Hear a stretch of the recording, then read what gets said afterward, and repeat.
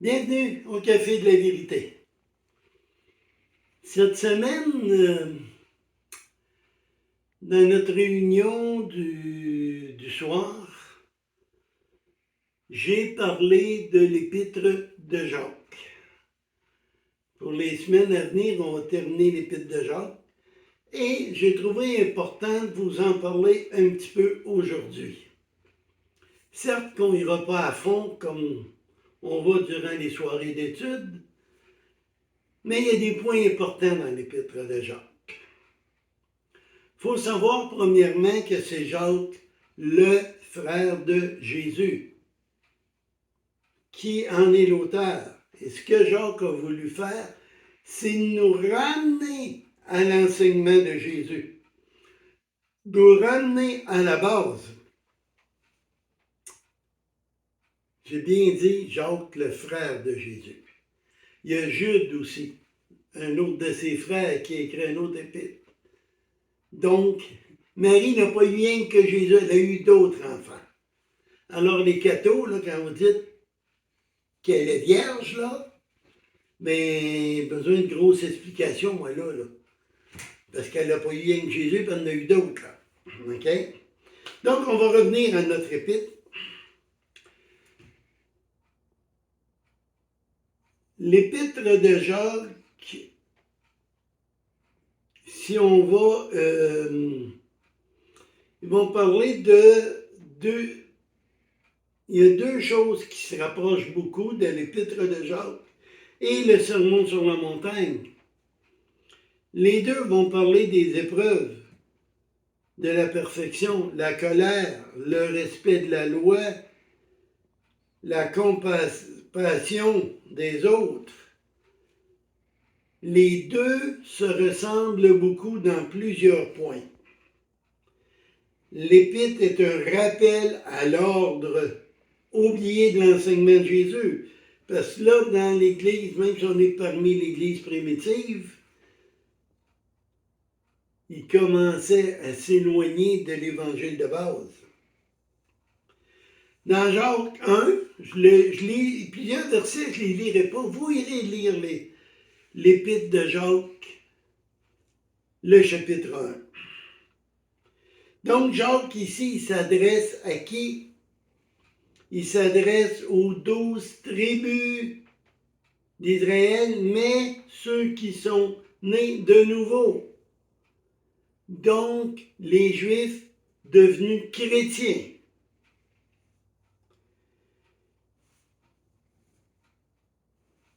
Il entre dans un sujet et Jacques est direct. Jacques est pratico-pratique. Jacques ne passe pas par quatre chemins. Son sujet, la joie dans les épreuves. Dans Jacques 1,3, il donne une raison qui est l'épreuve de notre foi. Pourquoi? Pour nous donner la patience, nous faire grandir notre foi. C'est bien plus des épreuves de foi que des épreuves matérielles.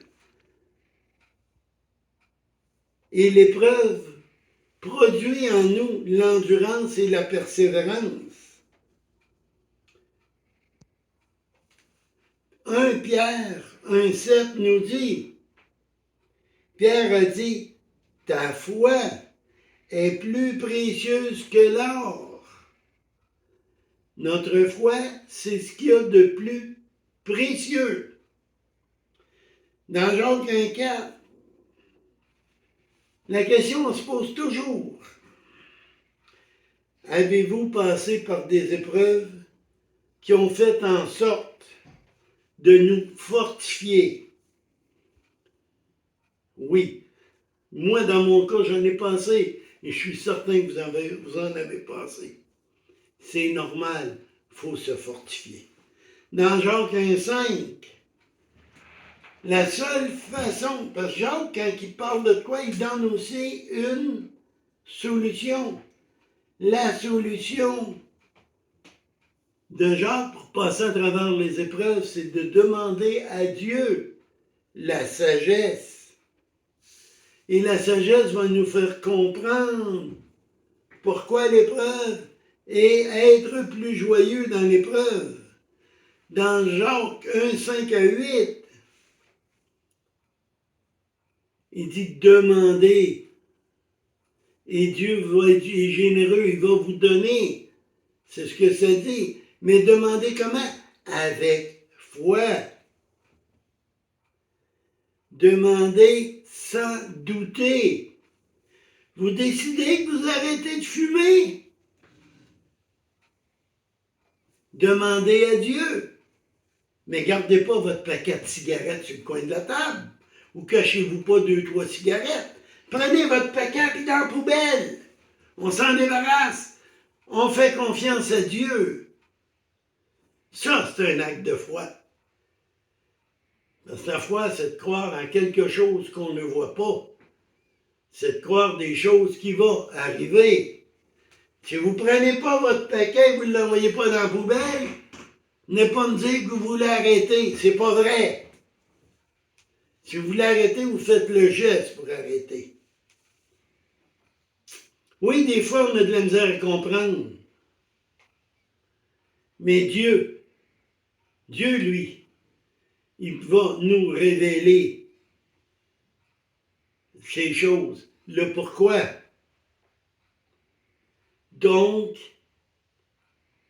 regardez à Dieu, ayez la foi en Dieu et agissez pour prouver votre foi. Dans Jacques 1, 9 à 11, on est toujours dans le même contexte ici. C'est pas parce que tu es dans un rang social moindre qu'un autre sur terre que pour Dieu tu es moins. Ce que Jacques nous dit, c'est que tu es mieux d'être pauvre ici, tu es mieux de ne pas être reconnu mondialement ici, et avoir Jésus dans ton cœur. Parce que si tu es bas ici et que tu as Jésus, tu vas être élevé. Mais la plupart de ceux qui sont dans la gloire ici, dans l'abondance ici, n'ont pas Jésus comme Seigneur et Sauveur. Et eux vont être abaissés. N'oubliez pas, en reconnaissant que vous êtes pécheurs, en reconnaissant que Jésus est mort sur la croix pour vous, en le croyant, en ayant la foi. Il faut plus que croire, hein? Parce que n'oubliez pas, beaucoup croient que Jésus est vraiment né, est vraiment venu sur terre. Même le diable le croit. Mais il faut avoir la foi. Il faut croire, il faut l'avoir mis dans notre cœur. Il faut devenir un disciple de Jésus. Et là, on va être élevé tantôt. Et on va être dans l'abondance pour l'éternité. Il ne faut pas regarder à notre condition aujourd'hui. Parce que lorsqu'on a accepté Jésus, on est devenu enfant de Dieu, co-héritier de la grâce. Y a-t-il quoi de mieux que ça?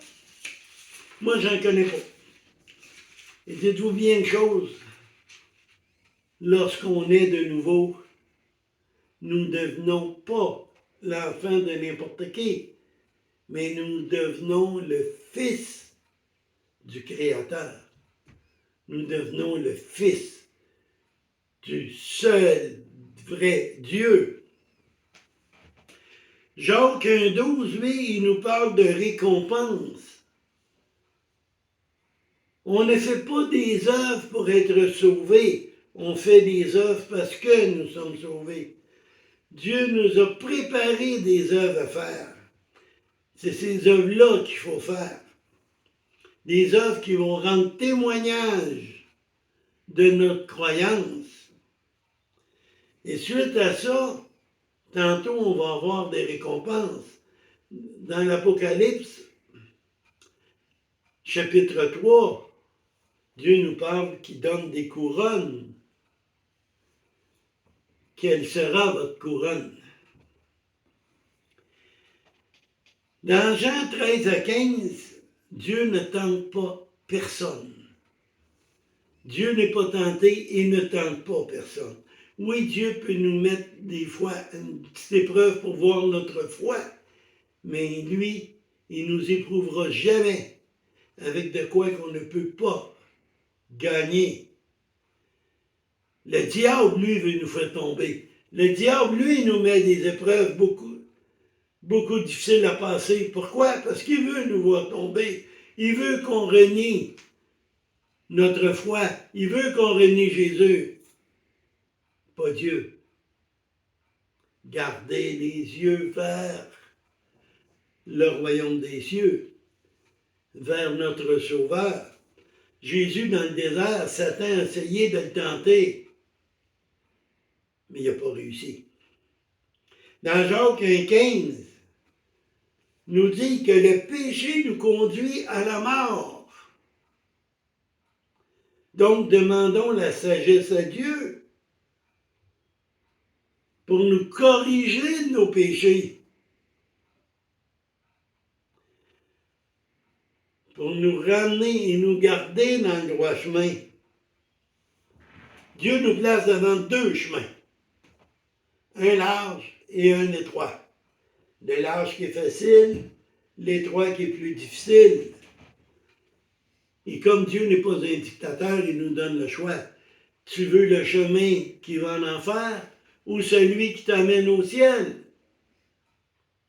Celui qui t'amène au ciel, c'est Jésus. Jean 14, 6. Moi, c'est celui que j'ai choisi. Et c'est celui que j'espère que tu as choisi ou que tu vas choisir. Nous vivons dans un temps d'épreuves, de réjouissance et de toutes sortes de choses. La télévision nous distrait, les petits jeux électroniques nous distraient. On ne lit plus. Combien d'entre vous ont lu la parole 10 minutes seulement cette semaine? 10 minutes par jour. Mon peuple se meurt parce qu'il manque de connaissance.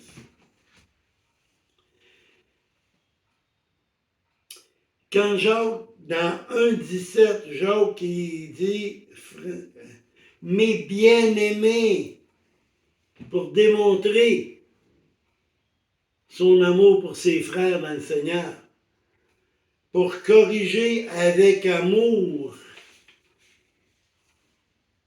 Tout doit se faire avec amour, avec l'amour du Dieu vivant. Et pour cela, il faut de la sagesse. Il ne faut pas devenir marabout pour une épreuve.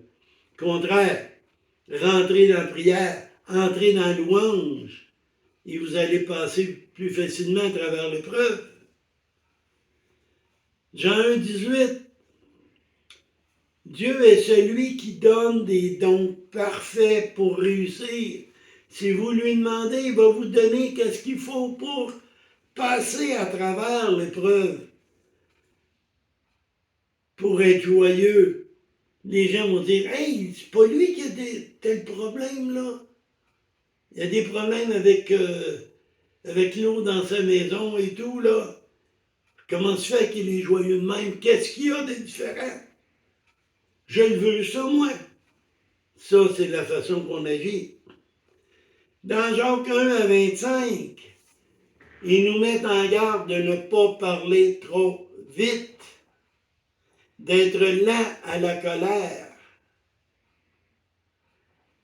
Vous êtes en colère, répliquez pas tout de suite. Prenez le temps, laissez baisser la pression. Après, parlez.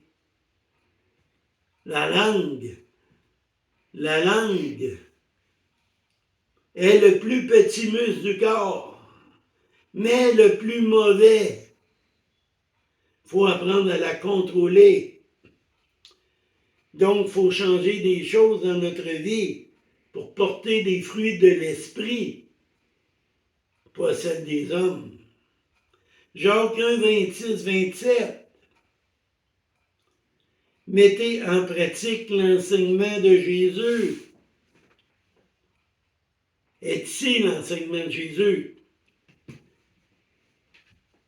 Faut pas être religieux. Aller dimanche au matin, puis le reste de la semaine, bye bye. Non, non. Faut être des vrais disciples.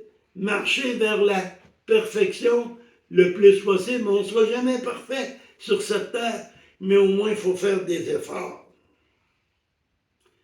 Maintenant, êtes-vous un religieux ou un disciple? N'oubliez pas, Jésus est mort à la croix pour vos péchés. Comme j'ai dit tantôt, il est le seul chemin qui mène au ciel. Demandez pardon au Père. On ne prie que le Père, on ne prie pas autre. On demande pardon au Père et on remercie Jésus pour son sacrifice à la croix. Et si vous faites cela, vous allez être sauvés. Et commencez par lire l'Épître aux Romains. C'est celle qui va vous aider le mieux à marcher. Que le Seigneur vous bénisse. N'oubliez pas de partager, mettre les pouces en l'air.